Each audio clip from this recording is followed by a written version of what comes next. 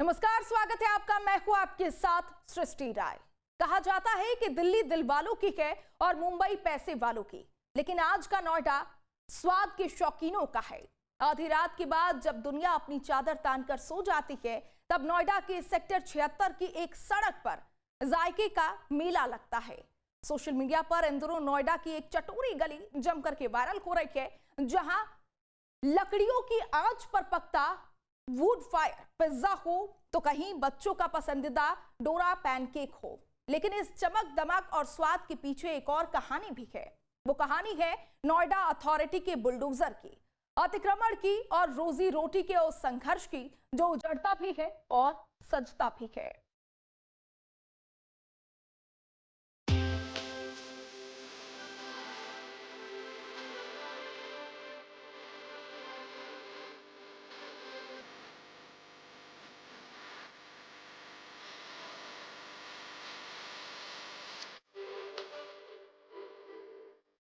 किसी शहर की पहचान वहाँ के खान पान, रहन सहन और खरीदारी और व्यापार को लेकर के होती है।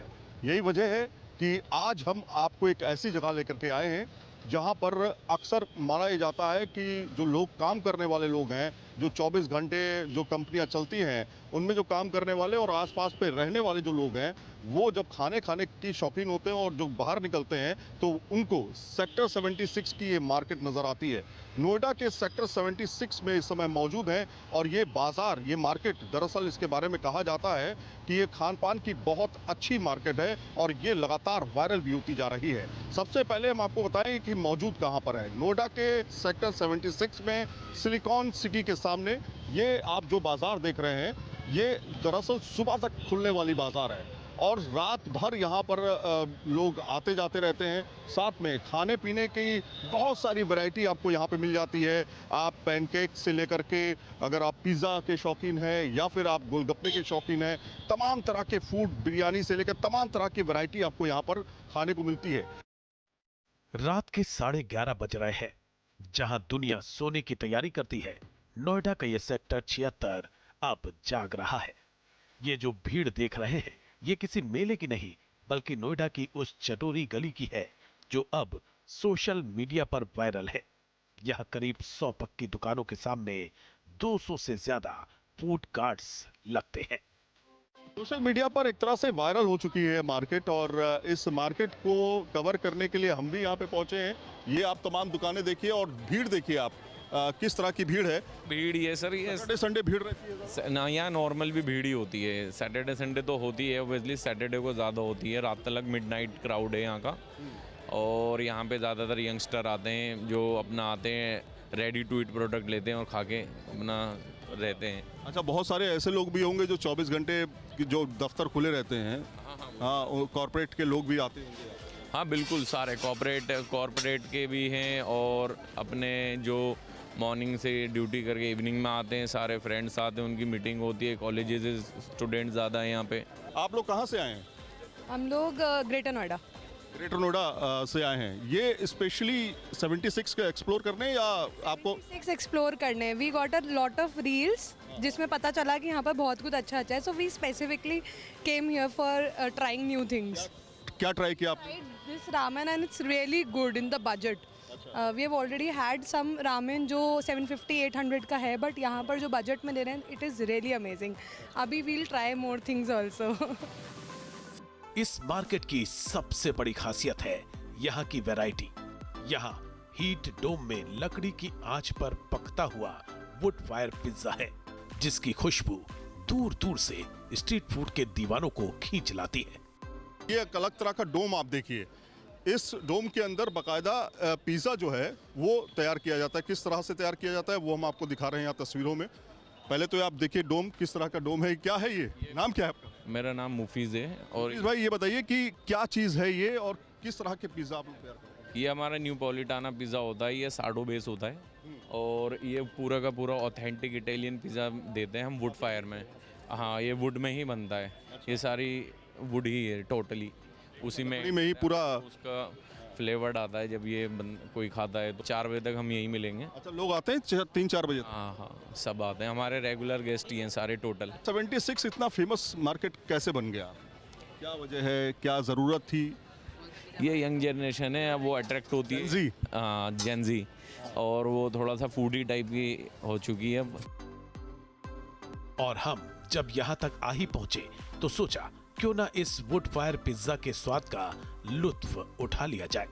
अब आपको एक पिज़्ज़ा दिखाते हैं किस तरह का बनता है। क्या नाम है पिज़्ज़े का? ये फार्म हाउस पिज़्ज़ा बन रहा है हमारा, Neapolitan base. Neapolitan base farmhouse. Yes, farm house.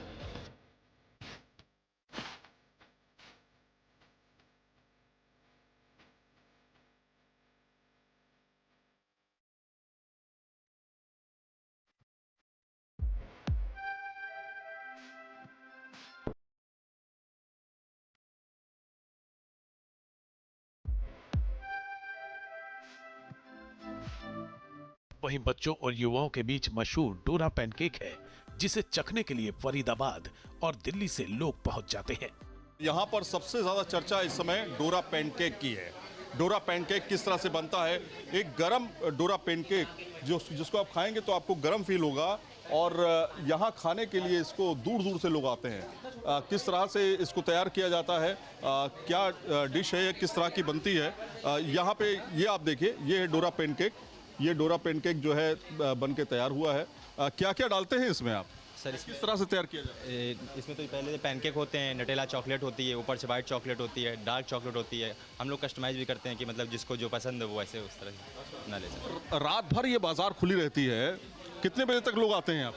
Morning 5 AM या 6 AM तक आते रहते हैं। मेरा भी 6 बजे तक ओपन रहता है। कितना समय हो गया इसको इस तरह से खुलते हुए? 1.5 साल तक। 1.5 साल हो गया है। अचानक ये बाजार जो है गुलजार हुई है। खुशी की बात है सर, वो तो अपने अपने की वो है।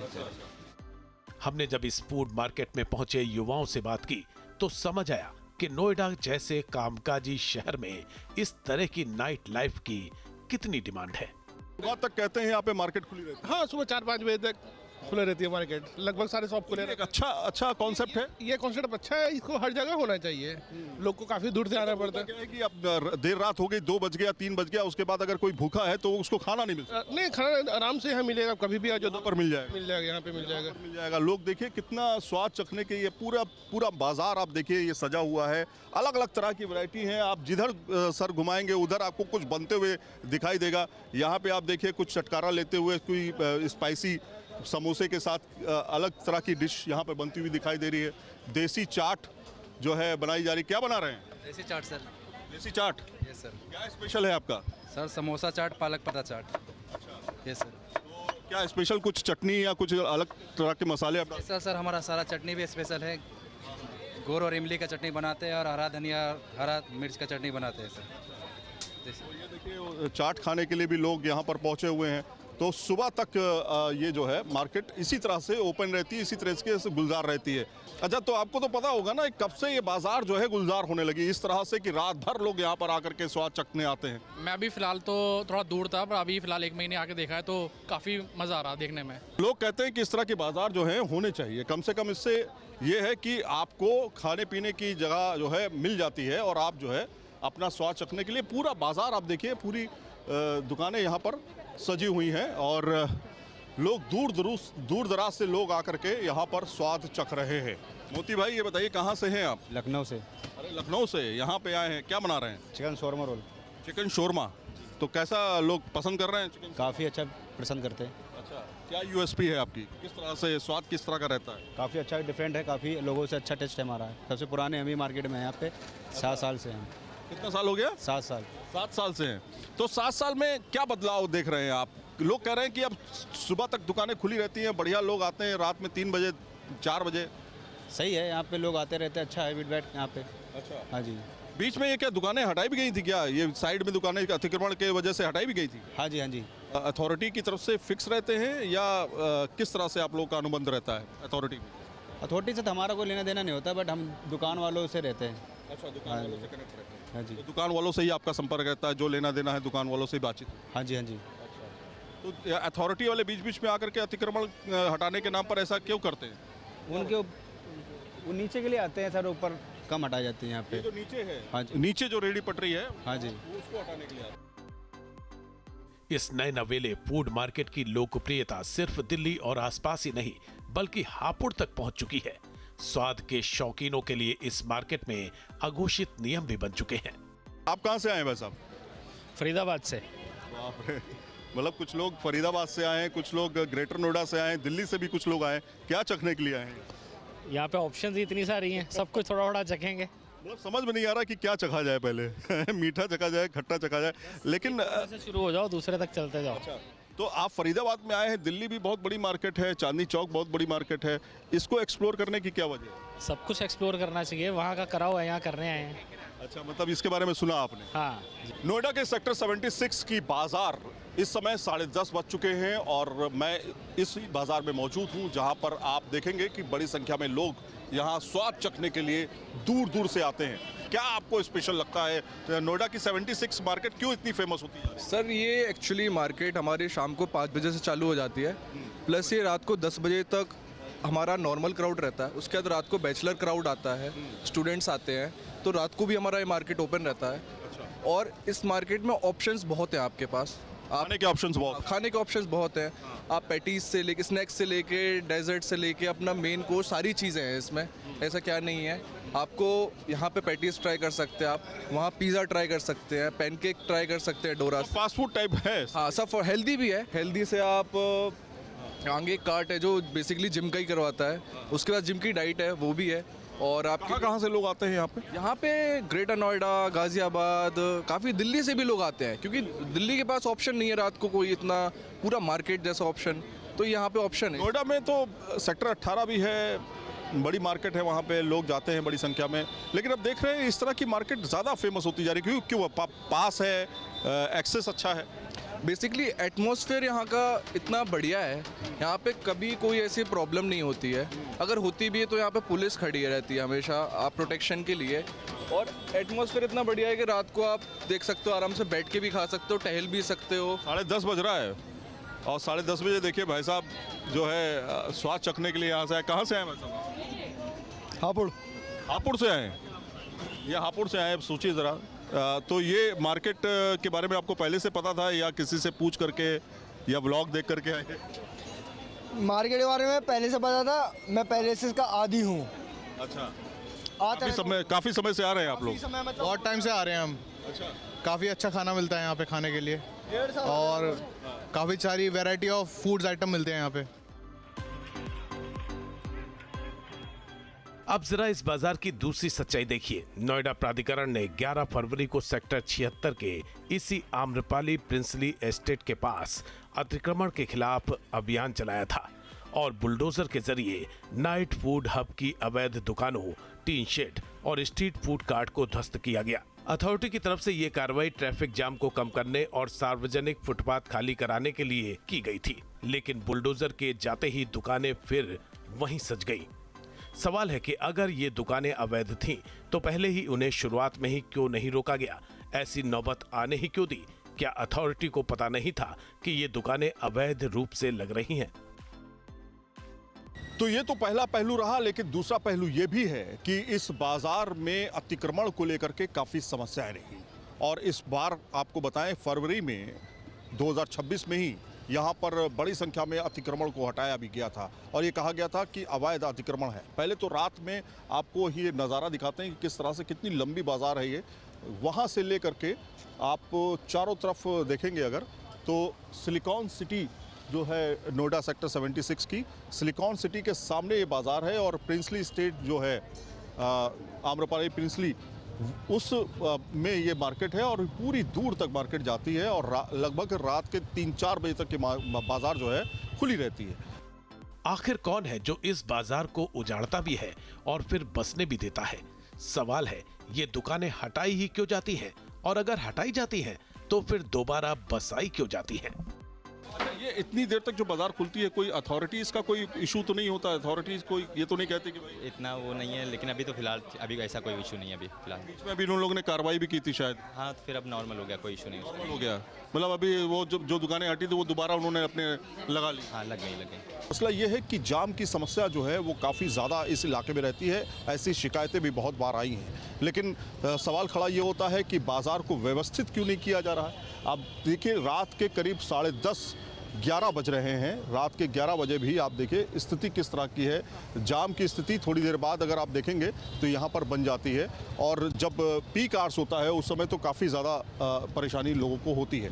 और यही वो दिक्कतें हैं जो कि जिससे लोगों को दो चार होना पड़ता है। अथॉरिटीज़ जो है उन्होंने यहाँ पर कार्रवाई करते हुए कई दुकानों को यहाँ से बुलडोज़र चला करके हटाया, लेकिन वो दुकानें फिर से वापस दोबारा यहाँ पर लगा दी गई हैं। आप तस्वीरों में देख सकते हैं दुकानें रोड पर ही हैं, कोई दुकान के अंदर नहीं है। अवैध अतिक्रमण को लेकर के लगातार शिकायतें होती रही हैं, लेकिन सवाल खड़ा ये होता है कि ये दुकानें पहले हटाई जाती हैं और फिर दुकानें ये लग भी जाती हैं। इसके पीछे इसके पीछे कौन है, किस तरह से ये काम करते हैं? क्योंकि अथॉरिटीज़ की अगर हम बात करें, नोएडा अथॉरिटी की, उनके हिसाब से ये अवैध है, और अगर अवैध है तो ये दोबारा कैसे लग गई? कितने बजे तक मार्केट खुलती है? ये सुबह 7 बजे तक। सुबह 7 बजे खुली रहती है? हाँ, पूरी नाइट। लोग आते हैं सुबह 7 बजे तक? बहुत ज़्यादा। कॉमन सा सवाल है, नोएडा अथॉरिटीज़ की तरफ से आप लोग एप्लीकेबल हैं इस जगह पे दुकान लगाने के? नहीं है? तो वो बीच बीच में आते हैं, हटा देते हैं, फिर आप लोग लगा लेते हैं। तो ये क्या, कौन मिला हुआ है इसमें? सिस्टम किस तरह से काम करता है ये बता नहीं सकते सर।